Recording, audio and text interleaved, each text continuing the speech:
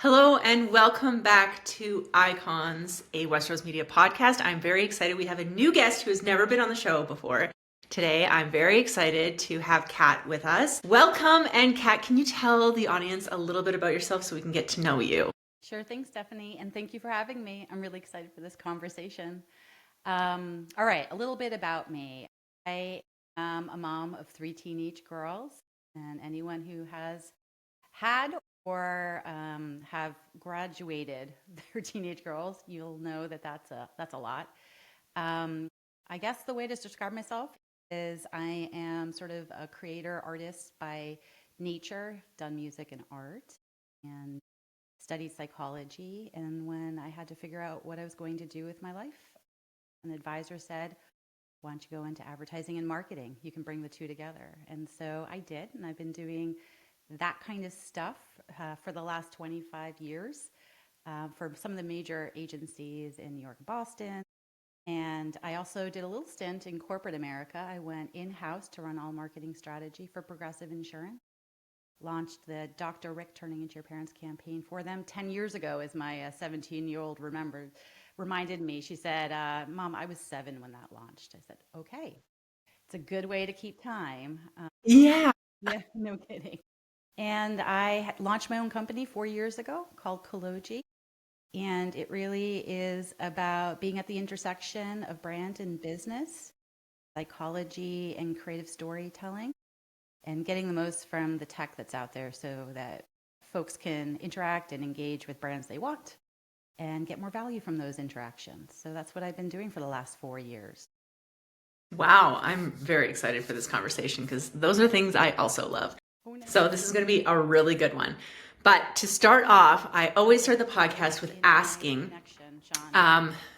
the, can you hear me? Hey, sweetie, the internet lagged. I'm sorry. I think that's on my side. Okay.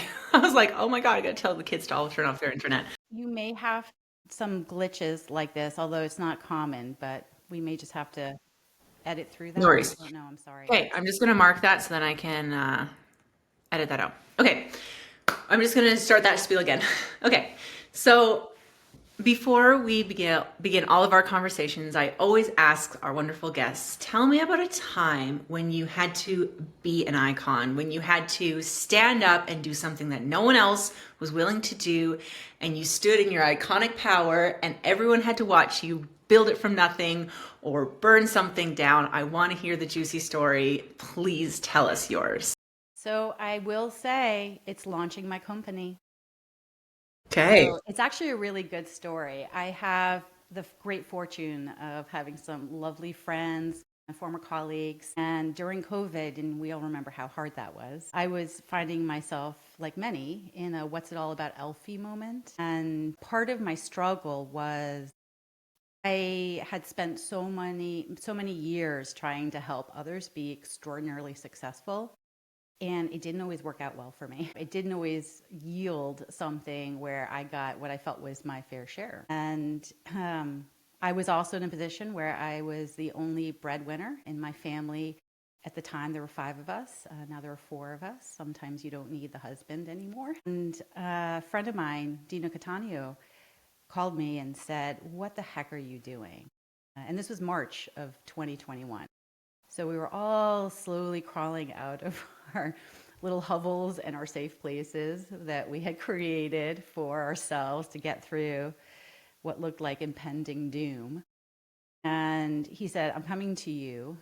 We're going to have a conversation. And it actually was an intervention. He actually called it Project Elsa. And he came and I love that. he said to me, he said, you have been talking about starting your own company for 15 years. For some reason, you keep on having excuses for not doing it.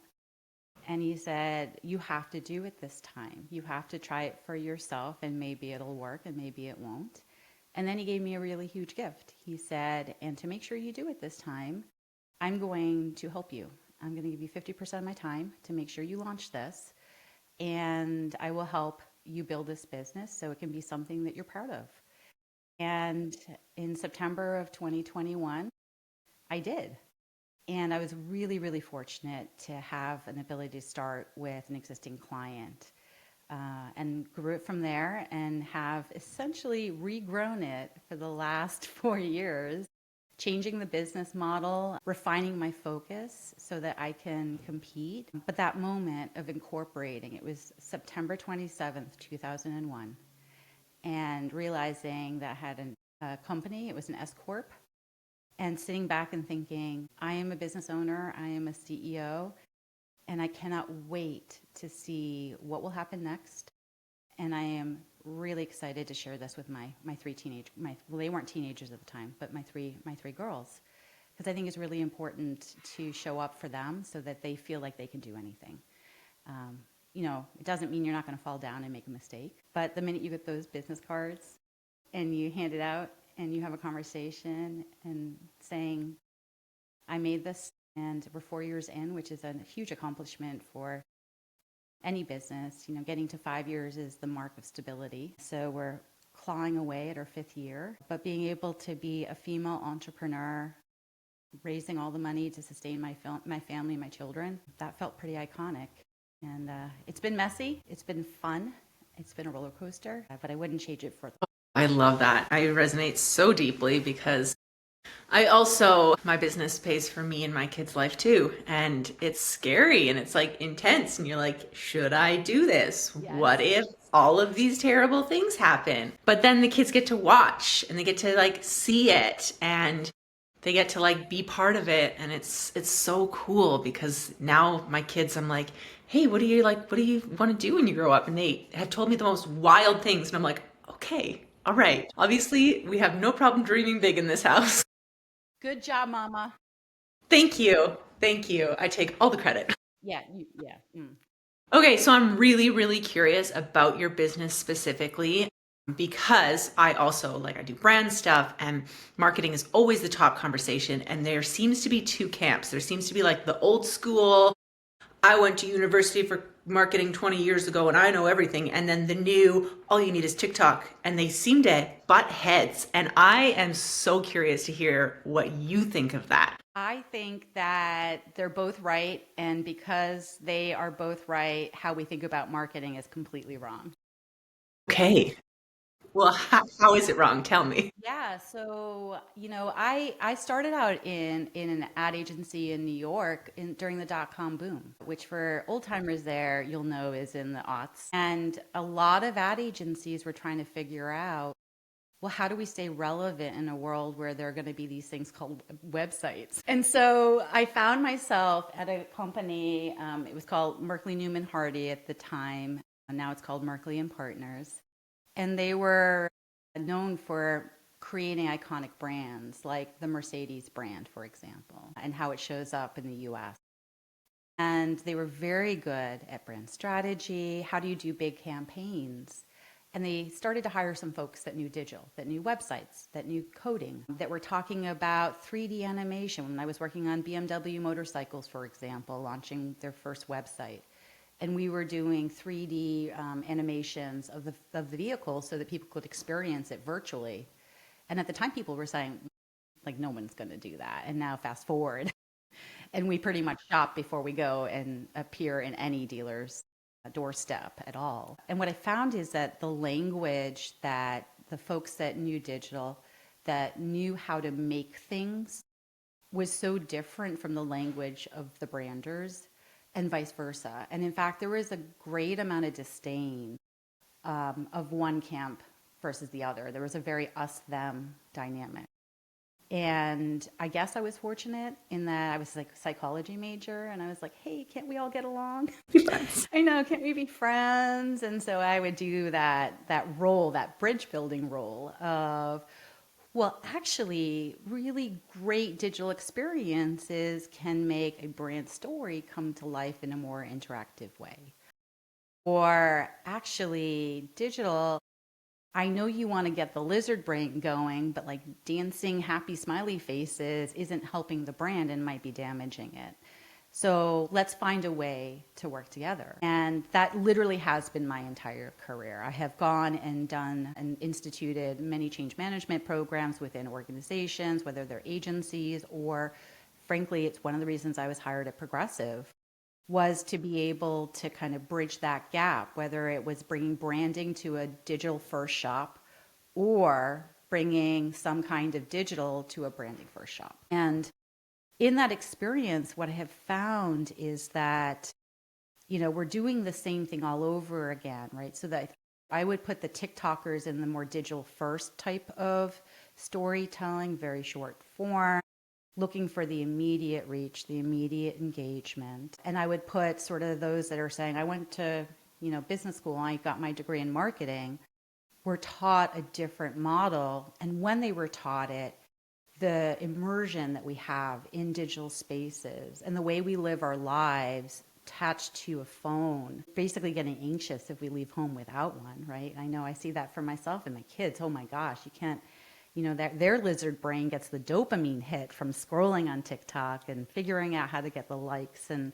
creating content. I mean, they were doing the content when it was still Musically. When one could argue as a good parent, I kind of didn't think my job was to not expose them. I thought my job was to help them guide themselves through the exposure because I didn't think this Pandora's box was going to kind of get packed back up and put away on the shelf.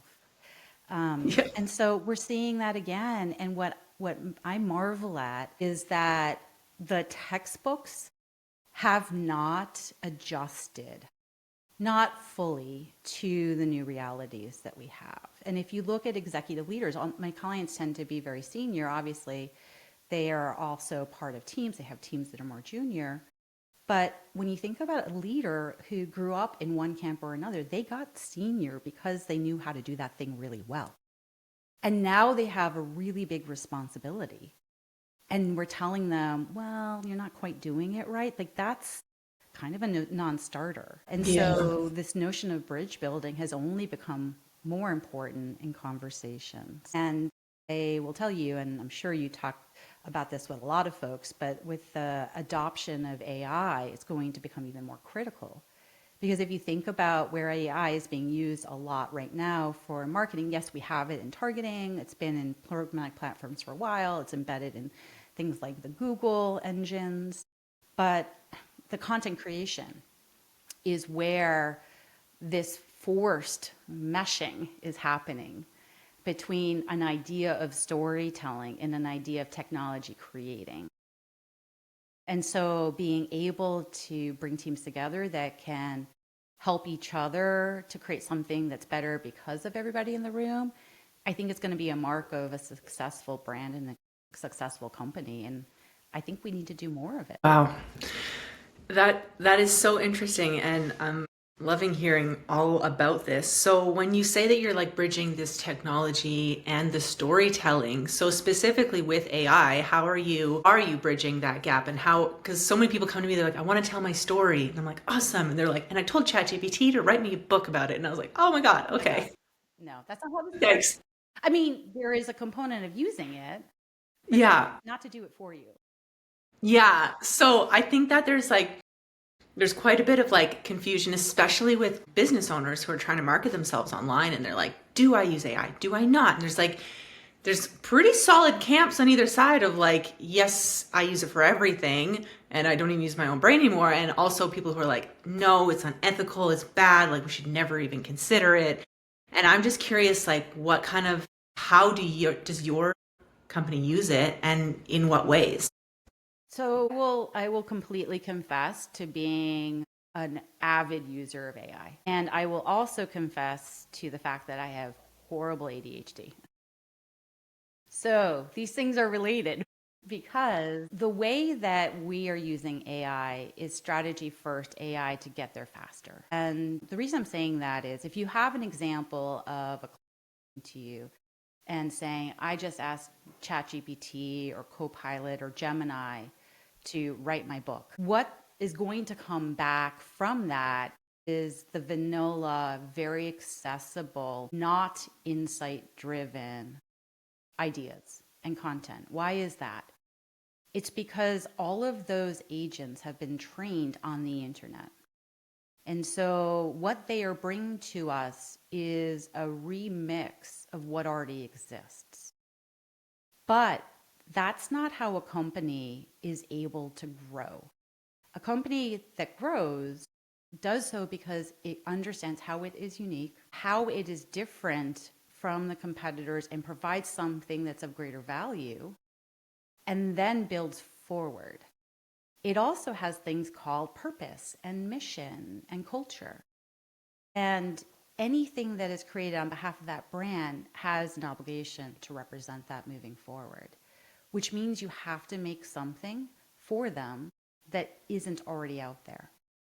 And so I've actually been playing around with creating my own little series of agents to help do the process that I do faster, but it's absolutely hands-on, it's guided, and it's not doing it for us. So I'll give you an example. Back in the day, we used to have amazing primary research departments at the ad agencies. Because I grew up in brand planning, which was responsible for understanding what the audience needs and understanding how that brand needs to adapt in order to connect with that audience. And so it was audience insights and then brand positioning and messaging that was my bread and butter. And I still bring that forward today. But I had amazing research teams that would give me dossiers on audience insights or competitive context or what the media spend might be. Well, a lot of that is available now through the internet. And so I don't have time to do the 3-month exploratory discovery, making sure that we have all the right insights, information gathering. My clients need to have something in market usually within 6 months of engaging me, and I need to do that too because they have to show an ROI. So my research team is my AI platform. But I don't just say, tell me what it is. You have to put the guidepost in. You have to say what you are looking for. You have to be able to say, do it again, but do it in this way. And I think that's just one example of how AI becomes a very powerful tool and helps me get to my destination faster, but I know where I'm going. I'm not asking AI to tell me where I'm going. And so making sure that you have that point on the horizon that you are sort of making sure all the oars are rowing toward together, that's going to be the most critical thing, I think, in this notion world that we have of AI aid and adoption. And I think that not knowing where you're going and asking AI to do it for you is going to create a lot of noise that is going to annoy people over. Yeah, I agree. I heard somebody else say that AI feels like the future, but it is the past because it's only pulling from the past.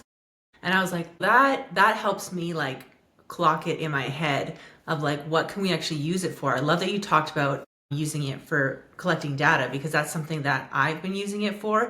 But I'm curious how when you said you tell it what to do and then you tell it to change what you're doing. Yeah. So can you give us an example of that? I'm super curious about that part.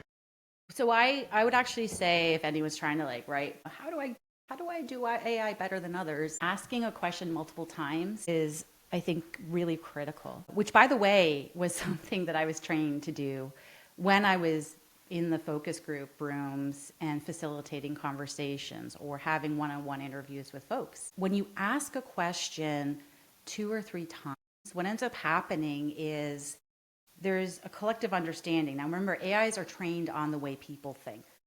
And so the way an AI will go gather and create a response is optimized basically by, can I answer this question in one ask? And so it kind of brings the answer to the average and the norm. And as I said, that's not how you get ahead. So what I found in the focus groups is when I asked the question 2 or 3 times, people dug deeper, they thought about it more, and they went past that first level thinking into secondary and tertiary level thinking. The best ideas are up in the tertiary level. They really are. And you have to kind of slog through the first 2 in order to get there. It's true too of AI. And so you have to ask for it to do it again, but you can't just say do it again without something. Right? And so it is this interaction between the response that it gives you and then making sure you have your brain on, like not checking it in the passenger seat or the back seat or the way back for us 80s kids, but making sure that you're thinking about, okay, what's the next question? Or if If I were to ask again, what extra element or dimension do I want AI to incorporate when it brings back the answer? And when you do that, what you get is far more interesting and is going to give you a platform to then take your ideas to the next. Oh, that's so interesting. I love that because I keep trying to like, I just have so many conversations with people about AI and about marketing and about all of these things. And the entire like point of my brand is like authenticity, is like use who you actually are to do it. Yep. And then people are like, yeah, love that. I want to be authentic. And then I read their captions and I'm like, I know this is like, it is word for word AI. It's like, just because of this doesn't mean this. M dash, here's the solution. Every time. The Over. M dashes, the bolding, the emojis, like, like it's I'm like, like, dude, your girl, AI you need is to try. showing. I'm like, now I understand why I see all that crap on LinkedIn posts. I'm like, who wants to have to slog through all of these emojis and And somebody it makes me deciding like instant scroll. I'm like, 100%. I'm like, I don't want to no. talk about this. You're not talking to me. So why would I give you my time? Exactly. Sales pages too. I'm like seeing full websites and sales pages with this wording, and I'm like, I don't want to read 1 second of this. And people are like, why is my content falling flat? I'm like, because you completely removed yourself from it. So, what I usually talk to people about is like, if you feel stuck on making content, first of all, never be stuck on making content because every interaction you have with the customer is content. Indeed. So, like, look at those conversations. Even if you get like 2 DMs, you're like, ask ChatGPT, be like, I got these 2 DMs. What is some content ideas I could have from that? And then take the idea and make something new. Because you're starting with something that is true and a real world moment. And what you're asking AI to do is help me identify more moments that are like this. Yeah. Yeah, that's Like, brilliant. what is something that happened in real life that we can go from? Yeah. Because I just keep coming back to this, like the clients and stuff in your research, because people come to me and they're like, okay, I know who my ideal client is and I know what I want to work on. And I'm like, great, that's so great. Tell me about it. And they made up this ideal client in their head that is They don't bonkers. exist. They don't They don't exist. fucking exist. And I'm like, I know. cool, but like if this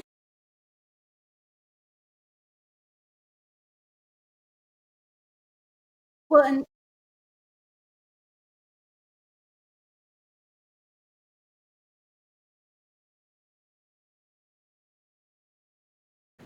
we can't find them. yeah. So like actual real life people, I'm like, pick an actual person you want to work with and talk to them. I So agree. how would you, if somebody's like, I'm lost on this stage, like who is This somebody is I want to talk brilliant. to?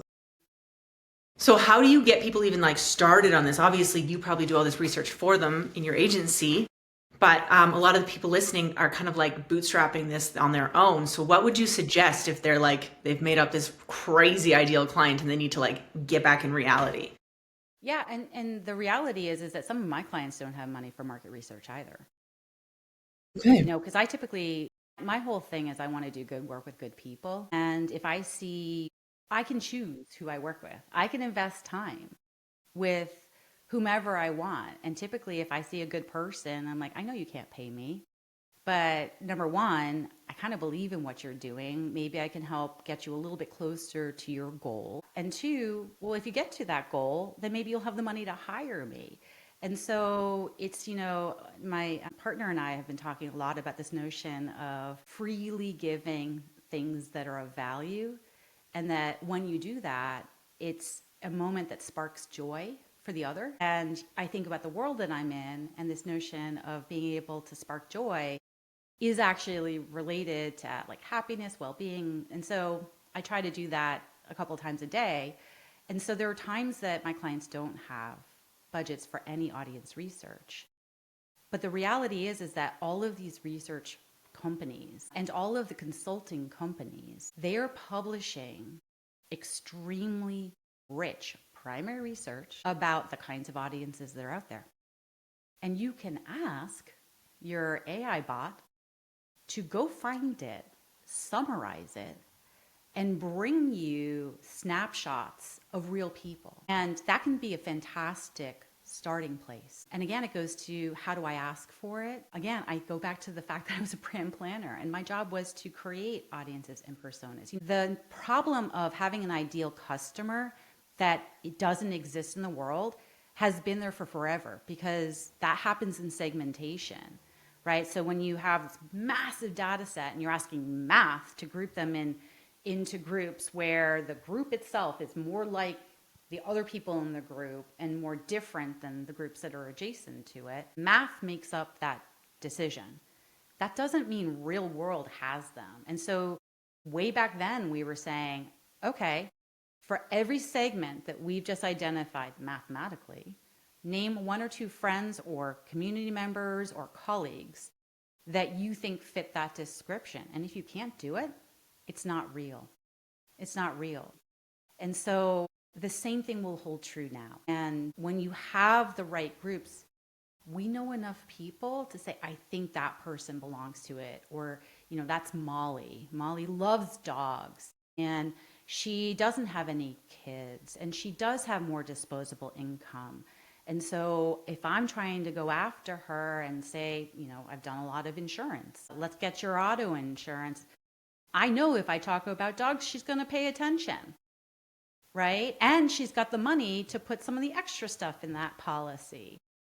So let's ask her for the extra stuff and make it one thing so she doesn't have to think about, do I make this myself or do I just buy off the shelf? So you still have to do that notion of, do I know somebody? And if you can't, it's not gonna work for you. Yeah, I love hearing this from you because I'm like, I knew it.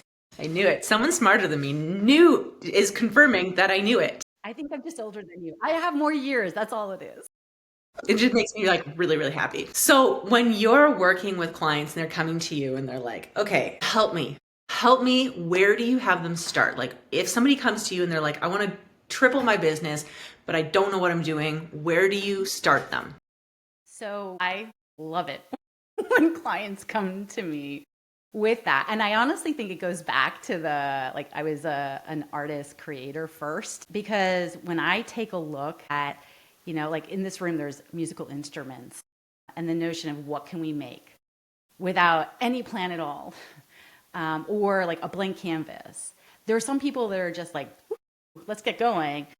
But a majority of other people look at it and they freeze, right? They're like, what's the first stroke that I do? Or what's the first chord progression? And the beauty about being where I am in my life is I've seen a lot, right? And so my experience can help make decisions fast, because there are things that will work and won't in a general territory. And so my first conversation is really about the business, because the way I see brands and the sort of anthem that I've been shouting from the rooftops and the movement I'm trying to kind of bring marketers toward is this idea that brand is actually a business asset that should be managed like any other operational asset within an organization. And because of that, if it's a brand new brand, you have to know where you're going to start so that you have a chance. If it's an existing brand, you have to know where you need to go next so you don't leave the folks that already know you behind, and yet you're able to advance your strategy so that you can take advantage of whatever the next opportunity is. And so typically I start with, okay, what are you trying to do? What work have you already done, right? Have you done the competitive?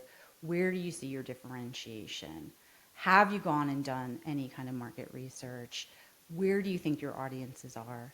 And what's true about you and why you started this, or your culture and your purpose?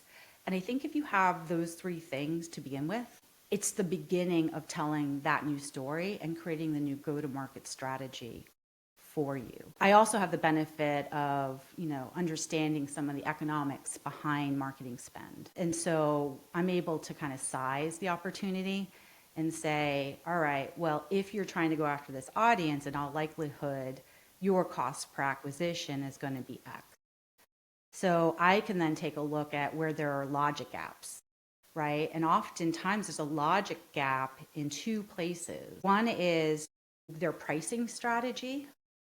And the other one is in the time they're willing to spend to get there, because this stuff takes time. And I think that our mentality with the proliferation of Google AdWords and, you know, looks like instant brand success in places like Facebook and TikTok marketplace, there's a sense that a lot of executives have that if I put money into those bottom of the funnel tactics, then I will be able to have a ROI within 1 year. And the likelihood of having an ROI in 1 year against a brand new initiative is low, because it takes time to build up what you need to be successful. And it takes time to test and learn so that in 12 to 18 months, you get down to an allowable. But how much you spend is going to determine how long it takes to get there. If you're doing a low budget, then I only have a low amount of impressions, which means anything I'm doing has to wait until I get to enough impressions so we can start to model and do optimizations. And a lot of folks want to start small, which I understand. But then they have to understand that that's going to take them longer to get to that point where they're feeling really good about what the ROI is for the investment, for the spend in market, or the tactics that they have. And the same thing is true for salespeople, right? You can't optimize through a sales channel, B2B channel, if you don't have enough conversations with prospects, right? It takes a time. And for some reason, companies are willing to invest in a person that's doing the proverbial knocking on the door and having a conversation and iterating from there. But when it comes to other kinds of marketing programs, they don't have any patience, and they're fast to say it's not working. Well, it's not working. We know this works. It's just in what way and how. Let's make sure that we're digging in and finding the places that we can kind of tweak those knobs in order to jointly get to a place where we feel good about what we're doing. This is my brain is like, oh my God. I love that you're talking about like the creation and like where do we start and all of this, because I think that the whole like boom in 2020 when everybody went online and then some people got crazy success and then all of a sudden people are like, I can just post one thing and make $1 million, and then they got this thing in their head like that's gonna work, and I was like, oh my God, no. And then like managing expectations from people. Because like building a brand takes time, especially if the brand is a personal brand and like you're the face of it. The hours and the reps you got to put in is wild. People are like, well, I just want to do one video. I'm like, okay, No, but that's that's not not gonna how work. you do it. No, Would you build a building with one brick? right? And so like Pretty this sure you might be building, gold. right? Is building this brand. And what I love to tell people is it doesn't have to stay the same, because people are like, I'm not going to be the same. I'm like, it doesn't matter. You're starting from somewhere and you're growing. Like when I started my brand, I started as a family photographer. I had hair down to my bum. I was married to a man. I was living on a little farm. I had 3 little babies, and I was like this full on, like what they're calling trad wife now. Like that was the look. Before it was a thing. Before it was a thing, before You're when like, it was literally right like after, you had to no make go. things because you didn't have money. That was like where it started. Right. That's where I started like 8 years ago. And my entire brand, it's like sometimes I feel cringy about it and I want to go back and delete my post, but I'm like, no, because Part of your they've journey. watched the progression. They've watched me. I got divorced. I came out. My kids grew up. I met my person, like the whole thing. And I went from like family photos to now I like people travel from around the world to work with me for their brand. And people are like, well, how do you build a personal brand? I'm like that. One brick at a time, over and over again. And it doesn't have to be stagnant and it doesn't have to stay the same. You're allowed to change and evolve, but you have to continue putting in the reps of showing up, because you can go back and look. And like people sometimes do, because I always challenge them whenever they're like, this should go faster. I'm like, okay, go back and find my earliest post you can find. And then they're like, I'm like, yeah, Well, I it's mean, all, I can relate to that. By the way, you sound like you could have written the book Untamed. yes. I read that book and I was like, You're like, get out of is my this really life. about me? Why did she write this about me? I mean, Yeah. that was. Yeah. You just give it to your clients and you like you This, put a this is tag the over content. with your name. Might as well have been. Yes. Well, I celebrate all of that. I think that we need to remember that we're always a work in progress, and it doesn't change when we're thinking about managing ourselves as brands or our companies as a brand. Because the reality is the world we're operating in is changing. The purpose that we have changes and shifts. And so I think being flexible and being courageous enough to are going to be mandatories for those that will get ahead and accomplish the goals that they're seeking. And I think actually, and this is now coming out from our conversation, that willingness to get it wrong or to have these tiny fails or bloopers, I think that's going to be the mark of humanity in this world that is overrun with AI generated content. And I think ironically, the thing that feels the scariest, which is I don't know if I'm going to get it right the first time, is going to be exactly what we need to get to where we're going. So, yeah, thank you. That just came I to me, agree so I with that. appreciate it.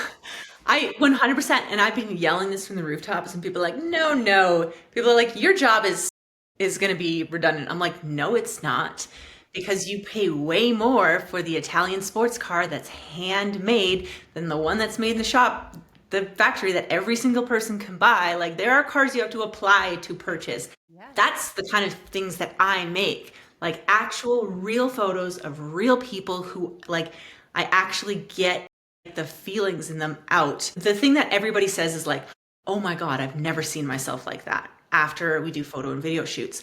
And I'm like, see, that's my magic spice. It's the youest you possible, and then other people get to see it too. And then that gets to be your brand instead of some AI generated bullshit. And I'm like, okay, well, I'm going to cool. keep on applauding you on that one for with two things. One that I think you'll like, and probably the listeners too, which is people do know when something is AI generated. And there are two things I'm going to point you to. And I've used this reference. I need to go back and remember which company and which CEO it was. But tech CEO decided to test out AI, wanted to see if he could use it for executive communication. They ended up doing my favorite A/B test and had him sort of feeding an AI bot that would respond to certain things, make announcements, pertinent to culture or things internal to the organization. And then within the same communication stream, I believe, but within the same time period, he wrote his own. And two really interesting things happened. Number one, people usually guessed which one was from him and which was from the AI. Now, mind you, they did train the bot to be in his voice, but there's this, I think they call it the uncanny valley, when you realize that it's a machine and not a person that's talking with you, and we instinctively know. And so you have to be really careful about that. In the visual world, you're seeing a huge backlash on AI generated headshots right now. And I think that that's only going to continue because it kind of stands in that face of, well, I'm on a place like LinkedIn or I'm on my corporate website to show people who I am so they want to choose to do work with me. And the version of me I'm presenting, bot made? Like, what does that say about how you're going to engage and work and create a relationship? Because at the end of the day, we're doing relationships with people. Either it's for personal or professional. And it doesn't feel good when you come across somebody that's fake and phony and they're just projecting a false version of themselves. We kind of know and we don't like it. So you have to be really careful about putting too much faith in AI for that reason. So as you are telling the story of, oh my God, I love the way I look, your photographic eye, and I love this about talented photographers like yourself, where you're in the room, you see it, you could have your iPhone out, but what you capture in the same room versus something that you capture, right? What I capture versus what you capture, it's so wildly different. And that's the creative perspective, right? And I'm sure when you're working with people, you're getting to know them, you're getting them comfortable so you can draw out what's more Mm-hmm. true about them. That's what we Exactly. want. If we Yeah. didn't want that reality television, which is fake, I understand, but it wouldn't be a category. Yeah. It wouldn't be a thing. So, I yes. think people are they're craving community so much, and that's like the biggest roadblock to community is that fake shit. Like if Yeah. someone's like, join my wonderful community, and they like list out the great things, I'm like, oh, that's cool. And then their picture is a fake version of themselves. I'm like, no, I don't want it. I don't want to be part of that. Because I like when somebody comes to me and we're going to work together, they're like, okay, like the thing they mostly worry about is like, what outfit will I wear and will I look skinny enough? And I'm like, I give zero fucks about that. You Mhm. can show up in your oldest blue jeans and your tattiest t-shirt and I will make you look better than anything else. What I want to know is like, what is your gigantic goal? Who do you want to impress? Like, who's this actually for? And it's okay if it's revenge. Like, fucking let's go. Like, I want to know, like, what's the real reason we're doing like this? Is this because you want to show up and you want to see your ex to see you absolutely crushing it? Great. That's amazing motivation. Let's Let's do go. it. Right? I'm like, I want to know that. I don't want the fake stuff. That's the kind of stuff I use to plan the shoot, not what are they going to wear. And people are always confused. They're like, well, isn't it the most important what I wear? I'm like, no, it's not. It's the very bottom of the list. I promise you. Because I want to know why. Why are we doing this? What's the point? Where's your brand going? And then we do the shoot, and then they're like, oh my gosh, the new ideas, the pictures you took match perfectly. I'm like, imagine that. Wasn't It's it almost like I planned it. Well, and I think the notion of having a plan. I mean, that maybe sounds like it runs counter to this idea of being flexible, being able to make mistakes, but it doesn't, right? So your vision and plan for how somebody tells their story and how they show up within their own story is the equivalent to my analogy of you got to row this boat. All the oarsmen have to know where you're going, and somebody has to be steering the ship towards that point on the horizon. Now, it might mean that an iceberg comes and we got to go around it, right? But that's okay because you still know where you're going. You may just shift how you're getting there. So, having that plan is really, really important, which goes back to how we started this conversation, which is you can't just ask AI to do it because AI will not know. Yeah. And AI can't see your future or what you want or what you care about. It has to be told these things. I love this. Okay, so how can people find you, work with you? Tell me. I will put all your links in the show notes, but like, how do you want to connect with people? Well, it's funny because I'm just now starting to try and build my personal brand. I've been around for 4 years. I didn't launch my website until 2 years in. I mean, mostly because the work that I do, it's about people that you know and the networks that you have. And I've been very fortunate to have some great people that have said, "Hey, can you help me with?" But we gotta grow up here. And so I've just launched sort of a thought leadership platform. There's a lot more where that's coming from, but the best place to find it is on Substack. So you can find my handle at Catholt, CATHOLT, at the Substack platform. The platform is called Brand is Business, and I have lots of conversations, and there are going to be a lot more where that comes from around how we need to start thinking about this to adapt to the world that we just talked about. You can find me on LinkedIn, and then you can also find me at my website, which is Coologee.com, COOLOGEE.com. And it Oh, doesn't I look good love. yet, but it will. You know, cobbler's kids. I'm just Well, if you like, need all right, pictures, come we'll on. we'll get there. We'll get there. Yeah. Thank you so much. I love this conversation. I feel like my head is gonna like explode because I like this is the kind of stuff I want to talk about. I'm like, I don't want to do even one more conversation about the stuff that doesn't matter. Like, let's actually talk about the stuff like this, like the AI and how you're gonna use it. And thank you for being so honest and so open and like sharing your wealth of knowledge. This is my favorite kind of conversation, and I'm so glad we got to do this. And I hope that you'll come on the podcast again because I have more questions. I would love to do that. I think it's the start of a beautiful friendship. I love that. So, to everybody listening, please check out the show notes. I'm going to have all of those links. I'm excited to jump in that Substack and check it out. And please share this episode with a friend, especially if that friend has an AI headshot or you see the lightning bolt emoji grab your spot on their captions. If you see that, send this as a gentle reminder to them. Thank you so much for being on the show, and please share it with a friend. I am excited, and we will see you again next week on the Icons podcast.